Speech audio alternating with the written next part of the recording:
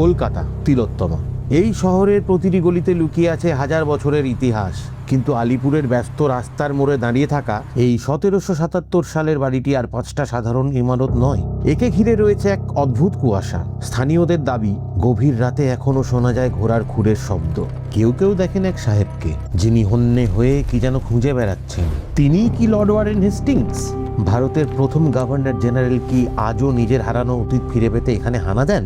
1777 সাল, Lord Warren Hastings এই বাড়িটি তৈরি করেছিলেন নিজের বসবাসের জন্য, কিন্তু সময়টা তার অনুকূলে ছিল না।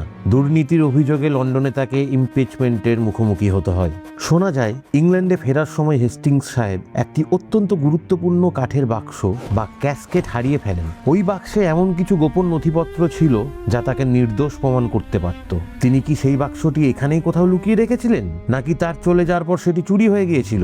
লোককথা অনুযায়ী, বিশেষ করে তার ইংল্যান্ডে চলে যাওয়ার ঠিক আগে যে তারিখ ছিল, হেস্টিংস হাউসে একটি 4 ঘোড়ার গাড়ি এসে থামে। একজন দীর্ঘকায় সাহেব গাড়ি থেকে নেমে সোজা ঢুকে পড়েন বাড়ির ভেতরে। সিঁড়ি বেয়ে ওপরে উঠে যাওয়া শব্দ শোনা যায়। তিনি ঘরের পর ঘর খুঁজে বেড়ান। প্রত্যক্ষদর্শীদের দাবি, তাকে দেখে মনে হয় তিনি ভীষণ চিন্তিত, যেন মূল্যবান কিছু একটা খুঁজছেন। মজার বিষয় হলো, অনেক আধুনিক গবেষক এবং প্যারানর্মাল ইনভেস্টিগেটর এখানে এসেছেন, কিন্তু কেউই সেই ঘোড়ার খুরের শব্দের কোনো বৈজ্ঞানিক ব্যাখ্যা দিতে পারেননি। আজ হেস্টিংস হাউস একটি শিক্ষা প্রতিষ্ঠান। শত শত ছাত্রছাত্রী এখানে প্রতিদিন যাতায়াত করে, কিন্তু রাতের অন্ধকার নামলেই যেন বদলে যায় এই চত্বর। আজও কি সেই কাঠের বাক্সটি হেস্টিংস হাউসের মাটির নিচে বা কোনো গোপন দেওয়ালে বন্দী আছে? সাহেব কি কেবল তখনই শান্তি পাবেন যখন তার সেই হারানো ফাইলগুলো ফিরে পাওয়া যাবে? এই প্রশ্নের উত্তর আজও অমীমাংসিত। আপনারা কি কখনো আলিপুরের এই হেস্টিংস হাউসের পাশ দিয়ে রাতে গিয়েছেন? আপনাদের কি কোনো অদ্ভুত অভিজ্ঞতা হয়েছে?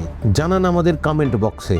আর কলকাতার এমন আরো রহস্যময় ইতিহাস জানতে চাইলে আমাদের চ্যানেলটি সাবস্ক্রাইব করুন, ভিডিওটি শেয়ার করুন, লাইক দিন। দেখা হচ্ছে পরের ভিডিওতে। ভালো থাকবেন।